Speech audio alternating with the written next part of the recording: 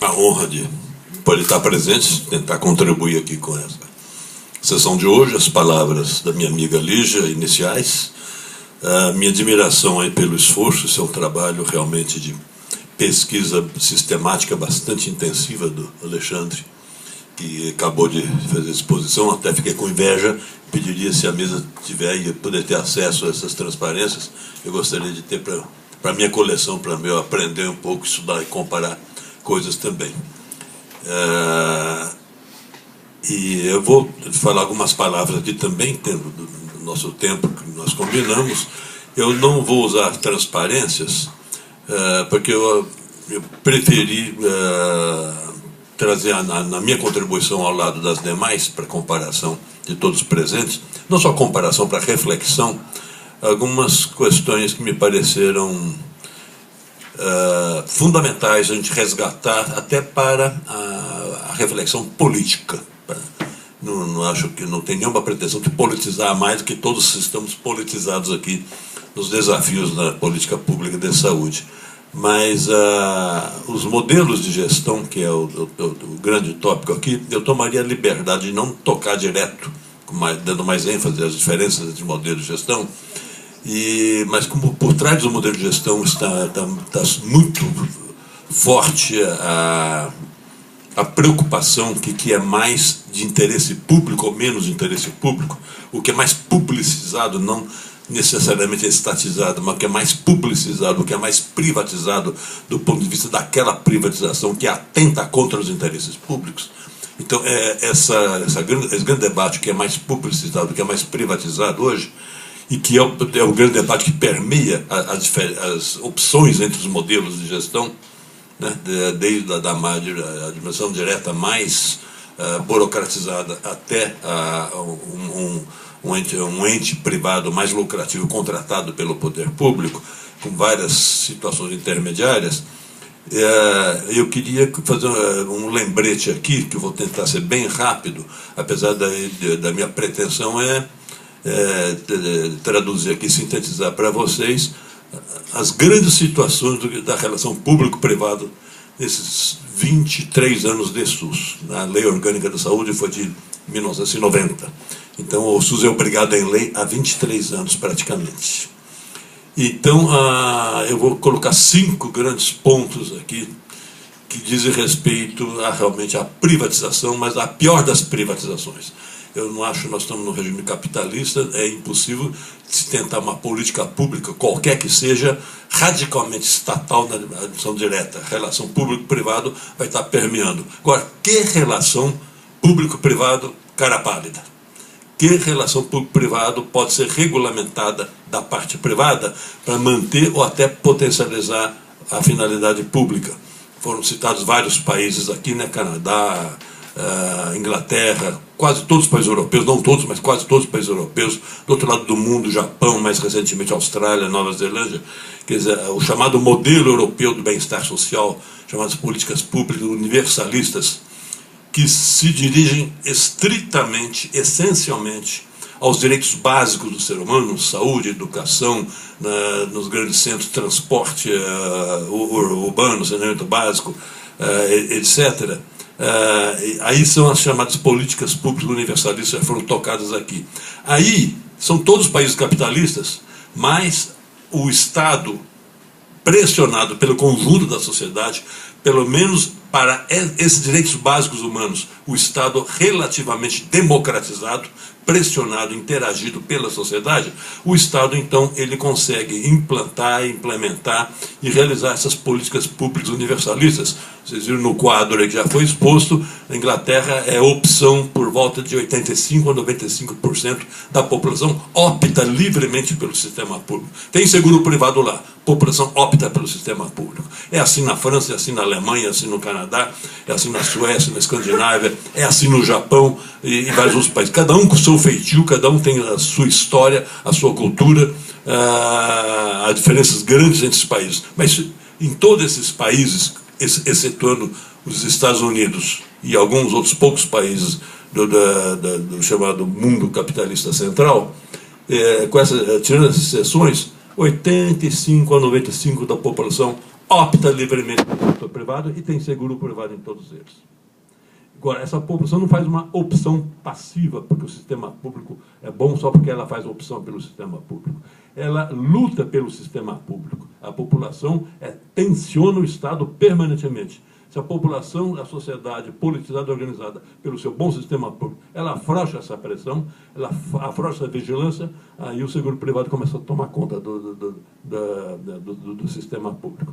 Então, essa população que tem consciência política e está permanentemente mobilizada, ela consegue manter um sistema público que faz ela simplesmente optar entre 85% e 95% pelo sistema público.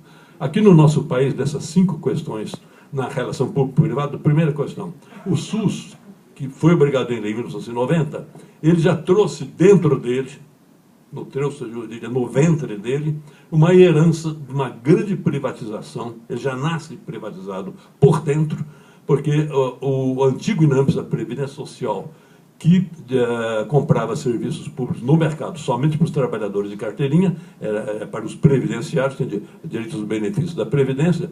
O INAMPS, já desde a Segunda Guerra Mundial, na segunda metade do século passado, o INAMPS já foi crescendo diferentes formas de comprar no mercado privado serviços para os trabalhadores do sistema formal de trabalho.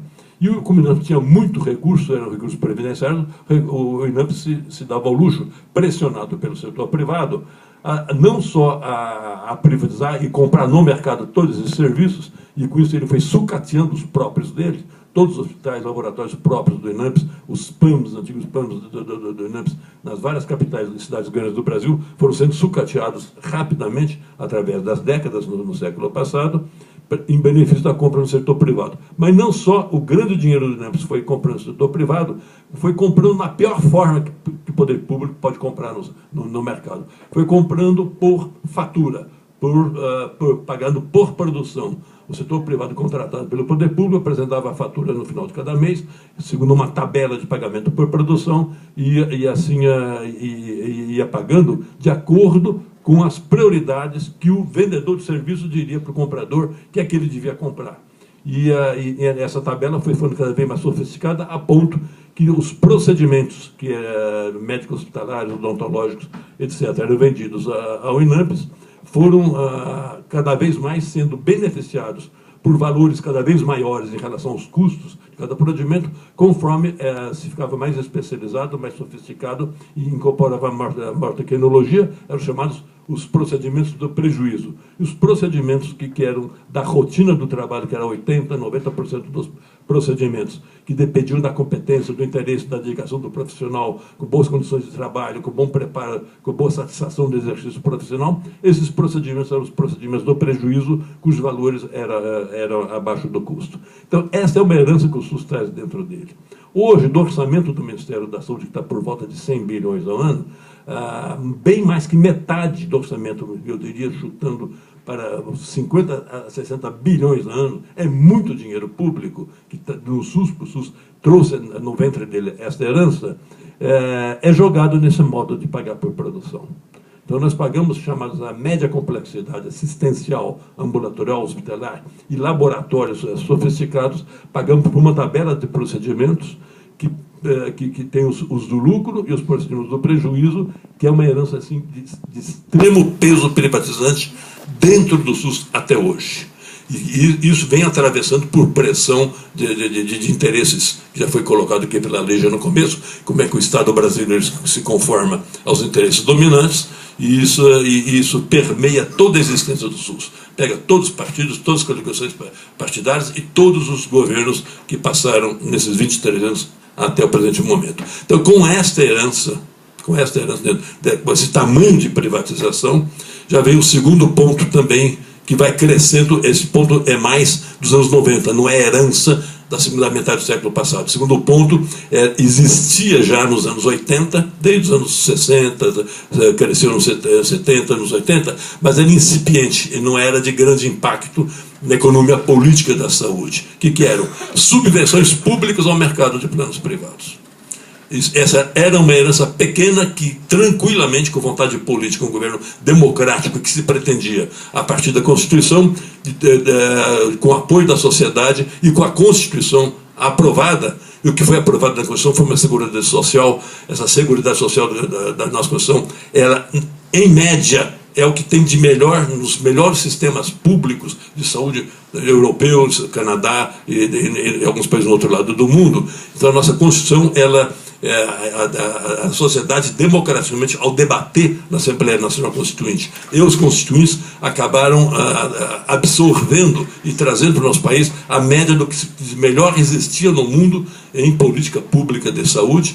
Então, mas, ao contrário disso, o Estado brasileiro, aprovada a Constituição a partir de 1990, o Estado brasileiro começa a caminhar contra essa correnteza e começa a crescer cada vez mais as subvenções do Tesouro Nacional ao mercado de planos privados de saúde. Ao ponto que hoje, é um dado recente de um colega seu, o Carlos Otávio, que é Reis, né, do Califa, do IPE aqui do Rio de Janeiro, trabalho que ele publicou agora em maio, já tinha publicado o trabalho anterior em 2006 e atualizou agora em maio desse ano, que só a renúncia fiscal tem pelo menos 3 formas de subvenção. A maior delas, que é mais discutida, é a renúncia fiscal. Somente a renúncia fiscal que o Estado deixa de arrecadar das empresas, do setor empresarial e de nós, pessoas físicas,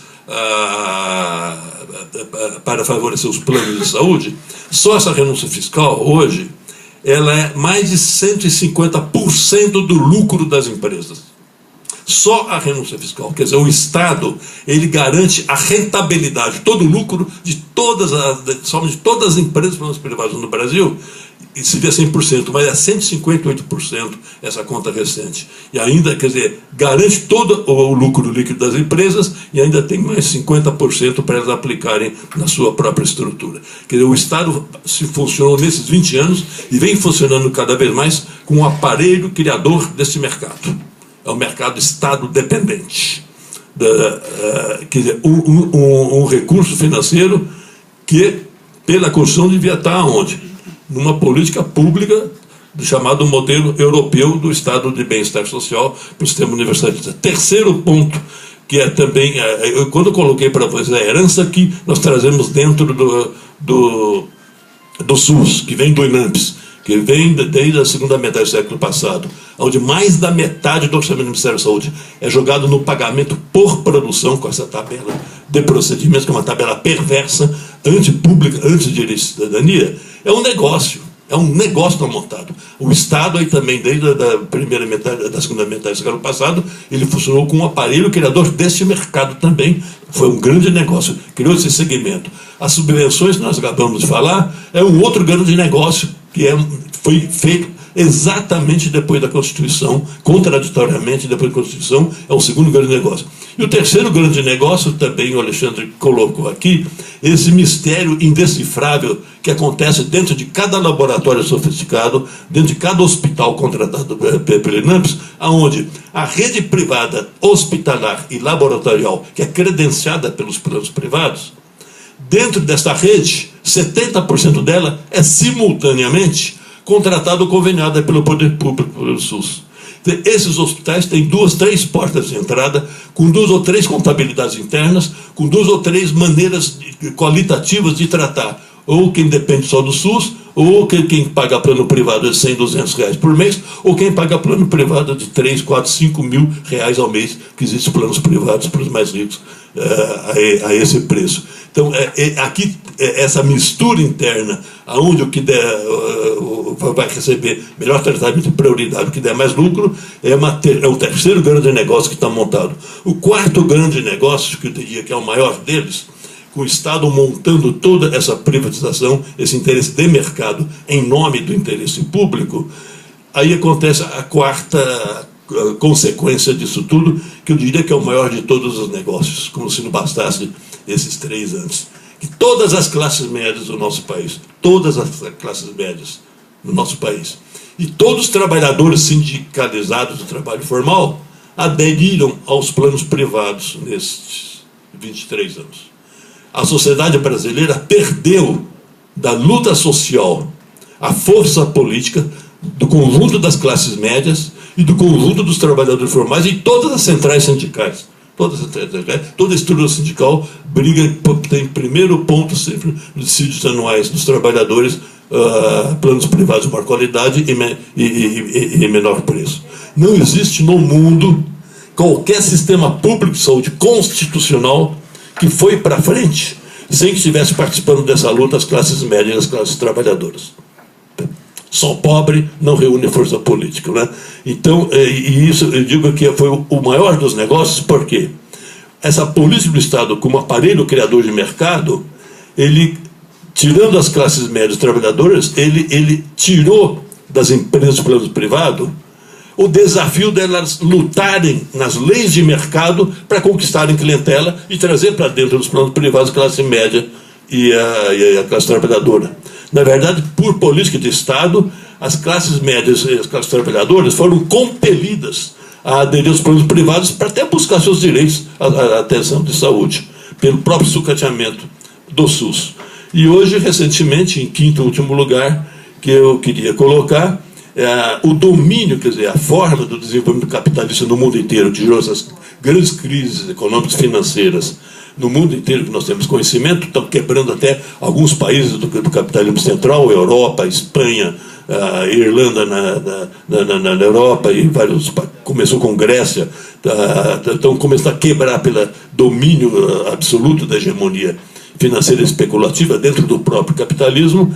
Isso bate no Brasil. E essa força dos planos privados, ligados ao capital bancário também, então gera aqui, na política de Estado, uma facilitação para essa chamada acumulação intensiva do capital na nossa área de saúde, né? Então, essa concentração, acumulação do capital, acontece nisso que nós estamos vendo. A ANS, que se chama a Agência Nacional de Saúde, que foi criada em ano de 2000 pelo Estado brasileiro.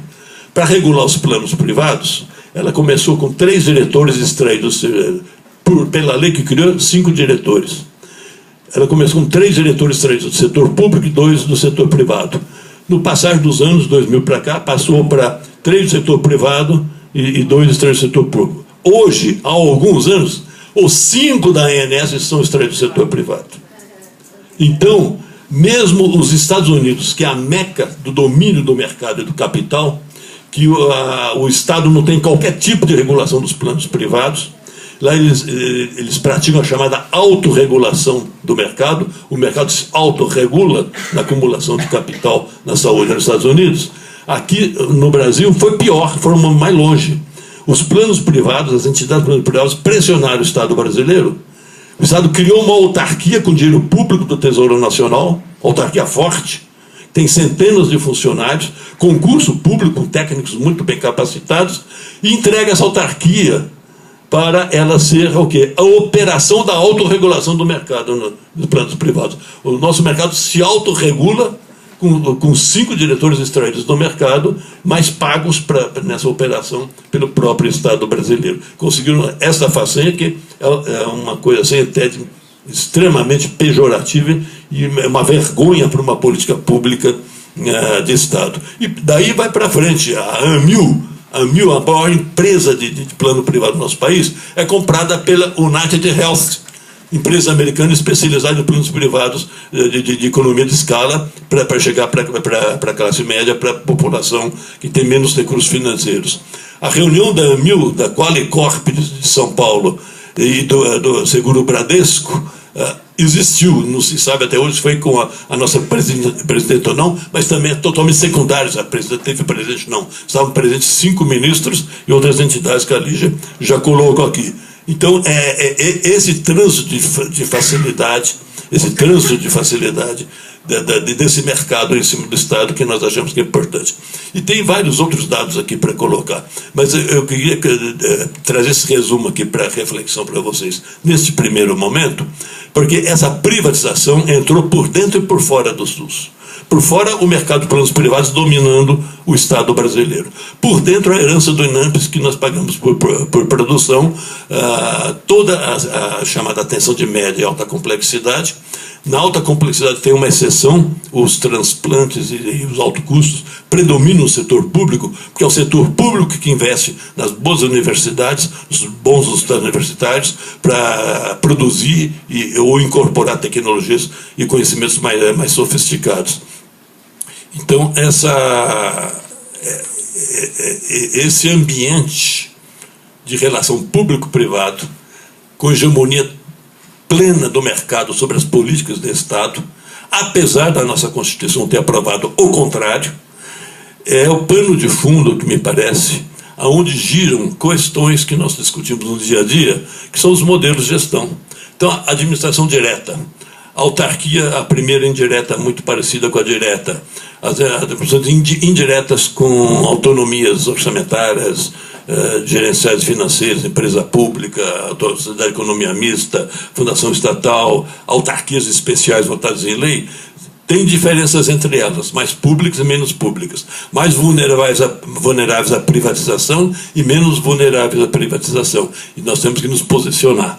Só que todos esses grandes rombos maiores, estruturais, que estão nos pilares da nossa política pública, que eu coloquei para vocês, esses 5 grandes rombos, eles atropelaram qualquer das administrações. A própria administração direta foi o maior motor, como administração direta, acionada por pressões realmente de interesse político. Aí a questão política prevalece, a relação de força política, e foi através da administração direta que se decidiu como se paga essas tabelas de pagamento, que pega mais da metade do orçamento do Ministério da Saúde por produção, que é uma maneira perversa. As subvenções públicas aos planos privados são decisões dentro da administração direta e operadas pela administração direta. Não quero dizer que a administração direta é privatizante. Eu quero dizer que todas as formas de administração pública, elas são ferramentas que podem servir à privatização ou à publicização. Há diferenças entre elas, de acordo com a essência da ferramenta. Por exemplo, organizações sociais, eu pessoalmente, eu sou contra, pelo simples motivo que as organizações sociais, elas, na realidade brasileira, elas foram já criadas para favorecer novos segmentos de mercado.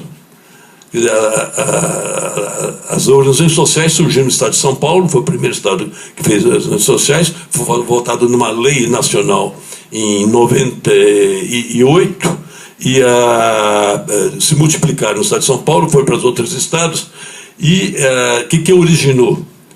Nesta relação público-privado, essa relação se perversa em relação ao Estado brasileiro.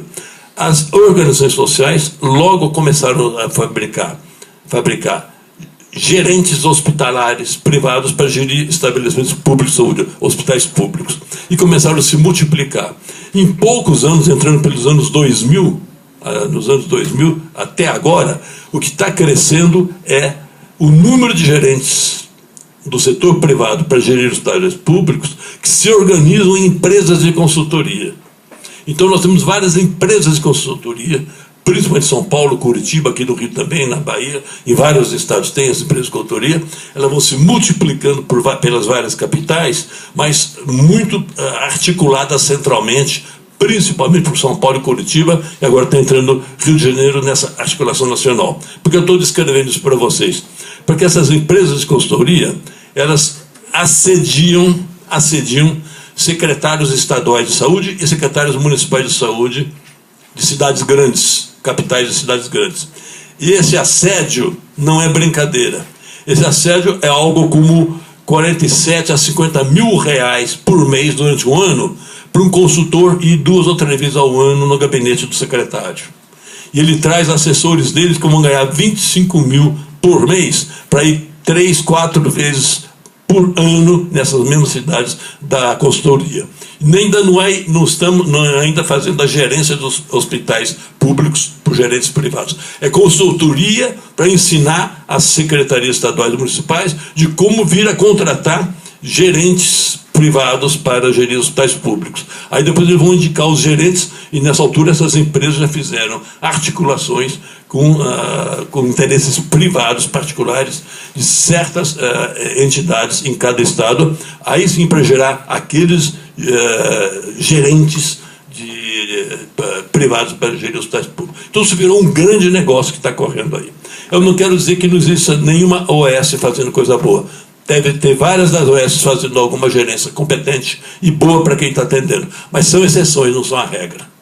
Eu quero dizer para vocês também, para terminar essa primeira fala, que no regime capitalista a relação público-privado é inevitável.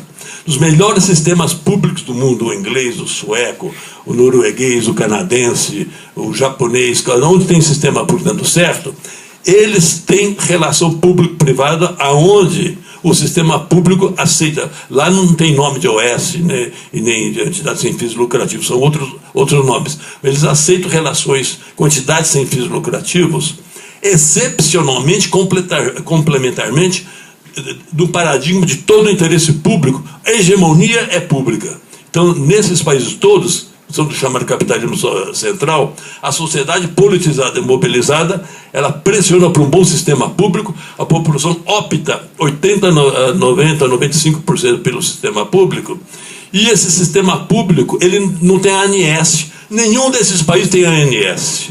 Não precisou de ANS.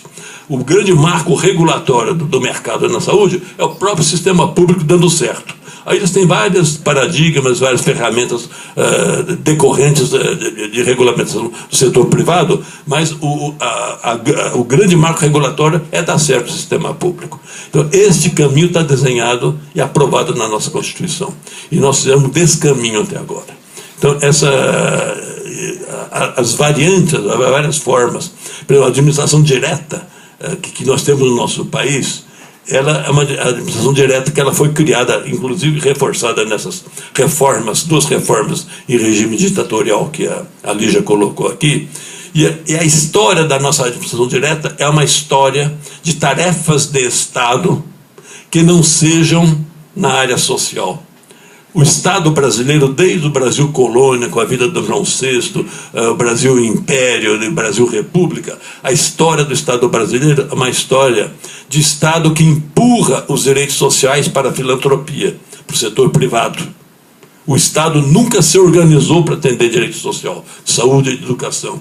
E a administração direta, ela não tem as características de compromisso, de agilidade, de estar descentralizada para reagir de acordo com as demandas sociais em cada região, com cada diferença regional. Aí tem que ser a administração indireta, e o grande chavão é a descentralização gerencial e orçamentária, que acontece em todos esses países que têm sistema público que dá certo. Agora, como isso deve ser feito, que alternativas, que salvaguardas, que legislação tem que existir para essa administração indireta tomar conta da demanda social, essa é uma discussão que nós podemos, ainda hoje ou em outro momento, ou até mandar por escrito. Isso é uma discussão que já avançou. A minha tentativa aqui, repito, foi só trazer para vocês uma lembrança da estrutura que nos envolve e que ela vai privatiza, e já vem privatizando há 23 anos, todas as formas de administração de gerenciamento hospitalar. Todas elas. Nenhuma está escapada disso. Então, sob essa relação de forças privatizantes, as opções pela direta, pela autárquica, pela fundação estatal, pela empresa pública, mesmo com leis criativas e autorizativas, onde os artigos e parágrafos falem de publicização, a diferença de opção que nós vamos ter é mínima. Uma vai ganhar de outra por muito pouco. Na medida que essa estrutura básica de privatização esteja reequacionada, na base mais ou menos que os movimentos da moçada fizeram nas ruas das grandes cidades nesses últimos dias, que nós temos uma vontade política no Estado brasileiro de pegar a Constituição para valer e começar a pôr em prática pela primeira vez, traçar um outro rumo para a nossa pública saúde. Aí as diferenças entre as opções de modelos gerenciais da direta até a empresa pública, a fundação estatal, vão ficar diferenças muito maiores, muito mais visíveis. Aí vai valer muito mais a pena brigar. Se a gente brigar hoje